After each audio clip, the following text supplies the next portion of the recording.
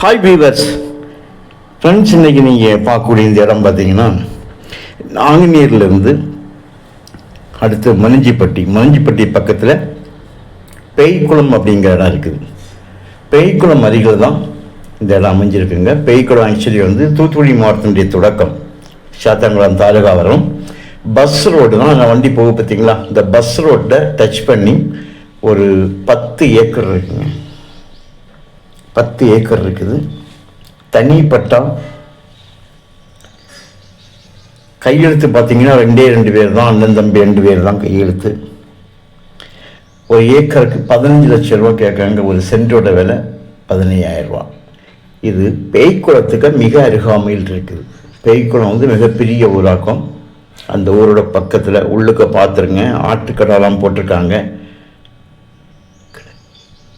ஒரு 3 நாள் நல்ல அந்த இது போட்ட ஆடு உங்களுக்கு கடை போட்டாலே உங்களுக்கு அந்த உரத்தன்மை, மண்ணோட தன்மை நல்லாயிருக்கும். நல்லா போட்டிருக்காங்க. உள்ள நிற்கக்கூடிய தென்னை மரங்கள் நல்ல காய்ப்பு. தென்னை மரம் நிறைய நிற்குது. தென்னை மரம், மாமரம் நிற்கிது. ஈபி உங்களுக்கு ஃப்ரீ சர்வீஸ் இருக்குதுங்க. போர் இருக்குது.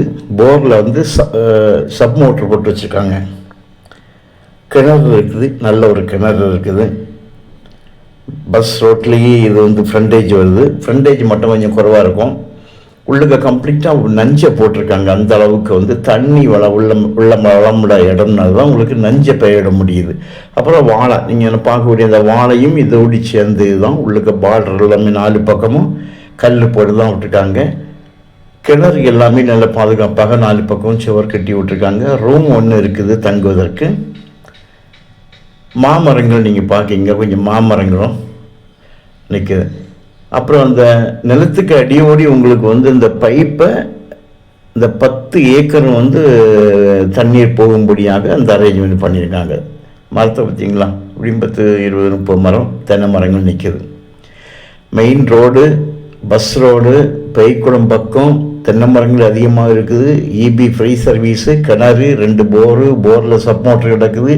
இவ்வளவு வசதிகள் சேர்ந்து தான் உங்களுக்கு ஏக்கர் 15 கேட்குறாங்க. நல்ல மிக குறைந்த விலை தான். ஸோ உங்களுக்கு தேவையானால் சொல்லுங்கள். பேய்க்குளத்துலேருந்து பார்க்கும்போது உங்களுக்கு ஒரு 1.5 கிலோமீட்டர் தான் இருக்கும் கம்ப்ளீட்டாக. ஆனால் உங்களுக்கு பனை, கொஞ்சம் பனை நிற்கிது. அந்த வாழை மட்டுமல்ல, பனையும் கூட உள்ள நிற்கிது. மண் நல்ல ஈரத்தன்மை, எப்போதுமே நல்லாயிருக்கும். உரம் நல்லா இந்த ஆடு உள்ளே போட்டிருக்கனால உங்களுக்கு அதனுடைய உரத்தன்மை நல்லா இருக்கும். மண்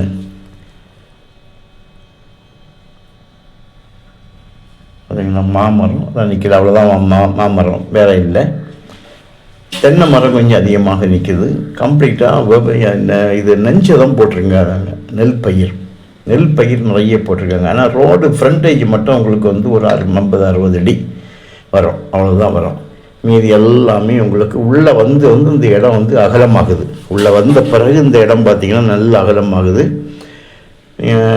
தூரத்தில் பார்க்கக்கூடிய அந்த வாழை எல்லாமே இதோடு சேர்ந்தது. ஆட்டுக்கடான போட்டிருக்காங்க பார்த்தீங்களா, ஒரு 3 அணம் போட்டிருக்காங்க. 3 ஒரு வாரத்துக்கு ஒருக்கா இந்த இடத்த இவங்க மாற்றிட்டே இருப்பாங்க.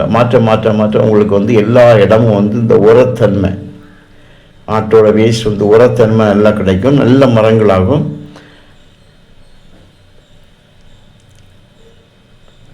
தென்னையும் உங்களுக்கு நல்ல காய்ப்பு இருக்குது. நான் க்ளோஸ்அப் பண்ணி காணித்தேன், இப்போ காணிக்கிறேன், பார்த்துடுங்க. இது மெயின் ரோடு.